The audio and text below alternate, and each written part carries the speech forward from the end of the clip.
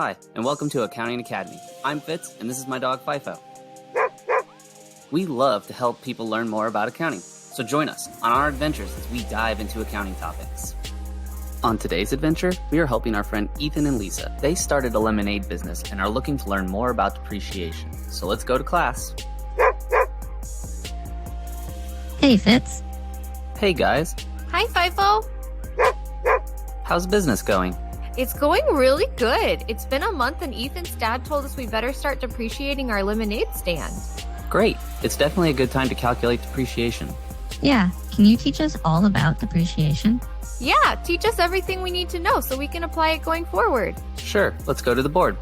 Let's start by defining what depreciation is. Depreciation is the reduction in value of a tangible asset over time.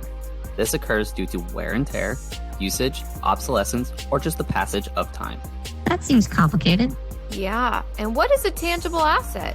Tangible just means it's a physical object. It exists, like your lemonade stand, for example.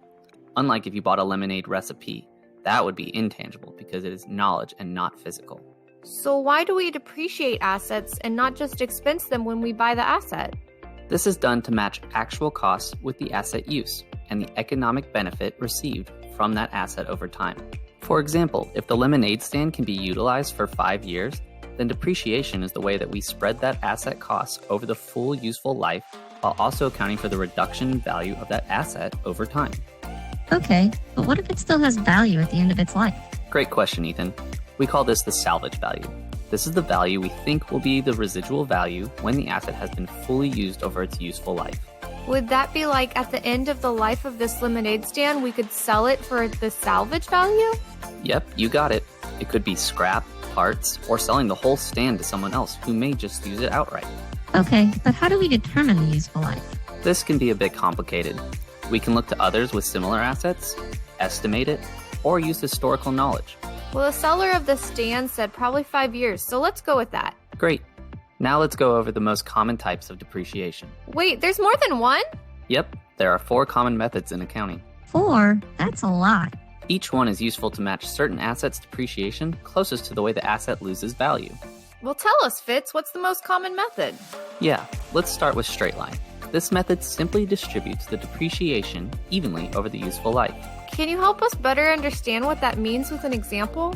Okay, let's assume your lemonade stand you bought for $80 has a salvage value of $30 at the end of its useful life. That seems fair. Yep, and we determined its useful life is 5 years. Therefore, we would take the $80 you paid minus the $30 of salvage value to get $50 of depreciation. Oh, and we would just divide that over 5 years, meaning we'd have $10 of depreciation each year. Yeah, that's correct. This is the easiest and most commonly utilized method. Yeah, that one was easy, but let's at least learn the others. Okay, another method is the sum of years method, where you add up each year to create a depreciation equation. Why would you do that? This method is useful in giving a steeper depreciation early in the life of the asset, which can match the fair value of the asset more closely. But let's go through your example. Yes, please.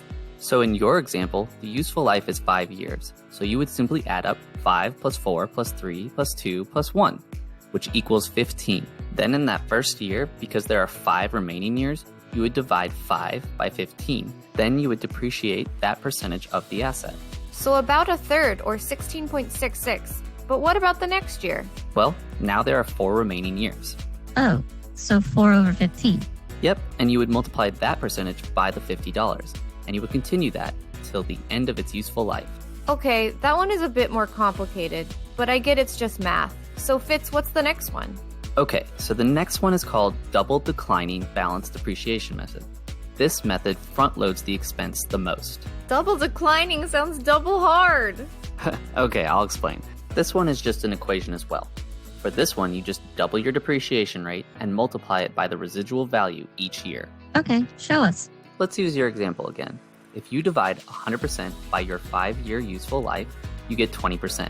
Then you just double it and apply that percentage. So 40%. That's correct. 40% for year 1 equals $32. Oh wow, that's a lot in the first year. Yep, that's how this method is designed. The next year is the same 40%, but now you multiply it against your remaining residual value of $48. You just keep doing that each year. Once you reach the salvage value, you stop. Got it, Fitz. On to the next one. Okay, the last common depreciation method is the units of production method. This method is typically used when machines wear out over so many hours of use. I'm not sure this would be very relevant in our situation, but let's just pretend that the lemonade stand had a useful life of 5,000 cups of lemonade. Sure, let's use that example. Let's say in your first year, you produce 500 cups. You would just divide 500 by the estimated 5,000 units of total production. So, 10%? Yep, and then you would just continue to do that each year based on the production. I will also note that under this method, it is common to reevaluate the total units of production. For example, if maintenance extended the life of your lemonade stand, you would revise your estimate of total units going forward. Wow, I really under-depreciated how many methods there are. Very funny. So Fitz, I think straight line makes the most sense for us.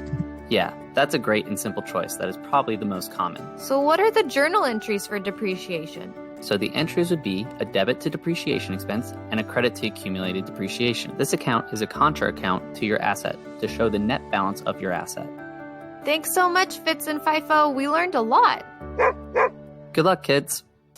All right, folks, thanks so much for watching. Please like, share, comment, and subscribe. And if you can, donate at Patreon. Anything you can give helps to keep the lights on and ensures we can continue to create content. And of course, helps feed FIFO. If you want to contact us about anything you saw in this video, accounting advice, or ideas for future videos, contact us at patreon.com/accountingacademy. This video is designed to be illustrative and does not represent an official position. We make no representations, warranties, or guarantees and assume no responsibility for the application of this material. Please seek advice from a competent professional if expert assistance is required.